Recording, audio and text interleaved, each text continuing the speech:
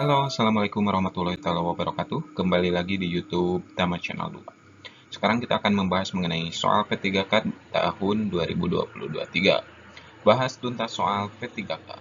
Adapun prediksi soal P3K yang sering muncul yang akan kita bahas di video kali ini.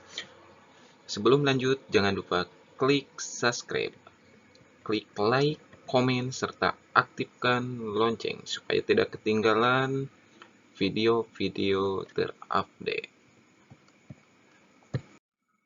Sekarang kita lanjut di pembahasan soal yang pertama. Soal yang pertama ini ada, menurut teori kognitif, ilmu pengetahuan dibangun dalam diri seseorang melalui proses interaksi yang berkesinambungan dengan A. Materi belajar, B. Guru, C. Teman belajar, D. Keluarga, E. Lingkungan. Jawaban yang paling tepat untuk soal nomor 1 ini adalah yang E, lingkungan. Soal full pembahasan. Ini soal yang kedua. Soal yang kedua yaitu tujuan belajar dirangkum dalam 3 kawasan yang bisa disebut dengan taksonomi. Belum. Di bawah ini yang tidak termasuk dalam tingkatan kawasan afektif adalah A. Penerimaan, B. Penggunaan, C. Pemberian respon, D. Pemberian nilai, E. Karakterisasi. Jawaban yang paling tepat untuk soal nomor 2 adalah yang B. Karena pembahasan kawasan afektif terdiri atas 5 tingkatan yaitu penerimaan, pemberian respon, pemberian nilai, pengorganisasian, dan karakterisasi.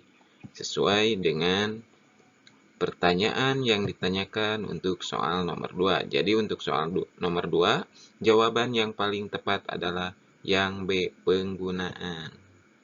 Jangan di-skip video kali ini karena masih banyak lagi pembahasan-pembahasan yang bermanfaat bagi Bapak Ibu dan kita semua.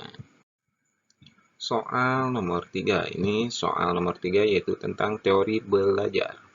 Dalam teori belajar konstruktivistik, guru tidak mentransfer pengetahuan yang telah dimilikinya, melainkan membantu peserta didik untuk A. Menemukan cara belajar yang tepat, B. Memahami konsep pengetahuan, C. Menemukan pengetahuan baru, D. Mengembangkan kepribadian dan karakteristik, E. Membentuk pengetahuan sendiri. Jawaban yang paling tepat untuk soal nomor 3 adalah jawabannya yang E. Yang E yaitu membentuk pengetahuannya sendiri, karena di sini ada pembahasannya. Dalam teori belajar konstruktivistik, guru tidak mentransfer ilmu pengetahuan yang telah dimilikinya, melainkan untuk membantu peserta didik membentuk pengetahuannya sendiri, sehingga guru dituntut untuk lebih memahami jalan pikiran atau cara pandang peserta didik dalam belajar. Jadi untuk soal nomor 3, jawaban yang paling tepat adalah jawabannya yang E, membentuk pengetahuannya sendiri.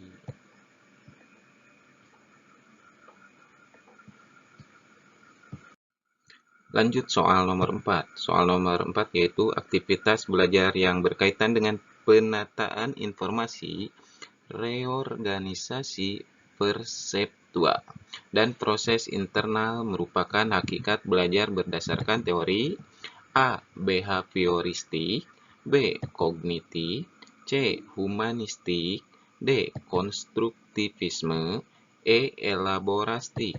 Nah, untuk jawaban yang paling tepat untuk soal nomor yang 4 adalah jawabannya yang B.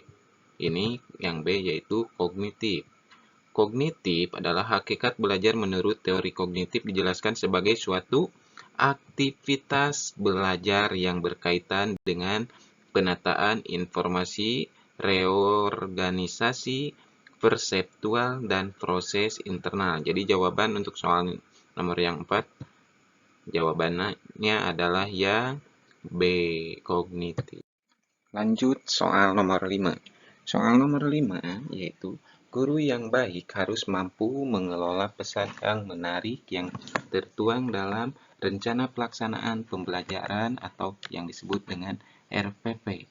Tahapan pertama dalam penyusunan pesan yang baik adalah A. Tahapan penelitian, B. Tahapan kebutuhan, C. Tahap tindakan, D. Tahap perhatian, E. Tahap visualisasi.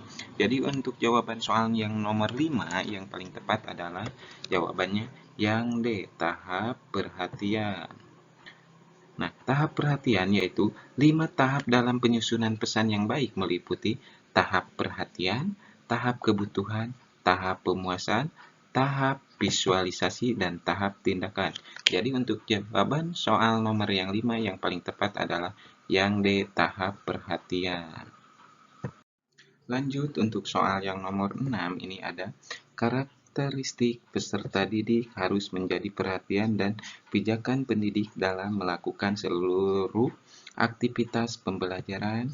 Karakteristik peserta didik meliputi hal-hal berikut ini kecuali A. Etnik, B. Kultural, C. Minat, D. Perkembangan moral dan spiritual, E. Wilayah. Yang ditanyakan di sini adalah karakteristik peserta didik meliputi hal-hal berikut, tapi ini kecuali, yaitu jawaban yang paling tepat untuk soal nomor 6 adalah yang E, yaitu wilayah. Nah, pembahasannya karena karakteristik peserta didik meliputi etnik, kultural, status sosial, minat, perkembangan kognitif, kemampuan awal, gaya belajar, motivasi, perkembangan emosi, perkembangan sosial, perkembangan moral, dan spiritual, juga perkembangan motorik. Nah, jadi yang ditanyakan di sini kecuali. Berarti kalau kecuali jawaban yang paling tepat adalah E, karena berdasarkan pembahasan di sini wilayah tidak disebutkan. Lanjut soal berikutnya yaitu untuk soal nomor 7. Berikut ini adalah standar kompetensi yang harus dimiliki seorang guru kecuali yang ditanyakan adalah standar kompetensi seorang guru yang harus dimiliki. Kan tetapi ini ada kata kecuali. Nah, kecuali A. Pedagogik, B. Asesmen, C. Sosial, D. Personal, E. Profesional. Jawaban yang paling tepat untuk soal nomor 7 ini mengenai standar kompetensi guru yang harus dimiliki. Kan tetapi pertanyaannya yaitu kecuali. Pembahasannya yaitu adalah jawaban yang paling tepat B. Assessment. Assessment adalah upaya untuk mendapatkan data atau informasi dari proses dan hasil pembelajaran untuk mengetahui seberapa baik kinerja mahasiswa, kelas, atau mata kuliah, atau program studi dibandingkan terhadap tujuan atau kriteria atau capaian pembelajaran tertentu. Nah, jadi untuk jawaban yang paling tepat untuk soal nomor 7 adalah yang B, assessment. Lanjut soal yang ke-8. Soal yang ke-8 yaitu di bawah ini adalah landasan pendidikan yang tak perlu dikuasai oleh seorang guru adalah A. Psikologis, B. Filsafat, C. Sosiologis, D. Keterampilan, E. Ilmu pengetahuan. Jadi yang ditanyakan di sini adalah landasan pendidikan yang tak perlu dikuasai oleh seorang guru. Jadi yang ditanyakan adalah yang tidak harus dikuasai oleh seorang guru itu apa? Mari kita bahas. Jawaban yang paling tepat adalah yang D, karena yang D yaitu keterampilan adalah kemampuan manusia dalam menggunakan pikiran, ide, serta kreativitas mengubah atau membuat sesuatu menjadi nilai lebih sehingga sesuatu tersebut memiliki nilai yang lebih bermakna. Jadi jawaban untuk soal nomor 8 yang paling tepat adalah yang D, keterampilan. Sekian dan terima kasih pembahasan materi soal P3K di video kali ini. Jangan lupa klik subscribe, komen, serta aktifkan notifikasi lonceng supaya tidak ketinggalan video-video terupdate dari Tama Channel 2. Semoga bermanfaat. Terima kasih. Assalamualaikum warahmatullahi wabarakatuh.